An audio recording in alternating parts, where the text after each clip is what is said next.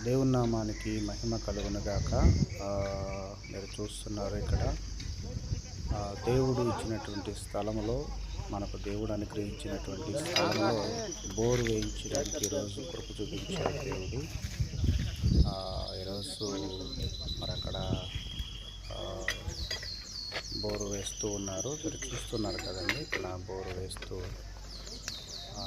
చేస్తూ ఉన్నారు. మీరందరూ ప్రార్థించండి.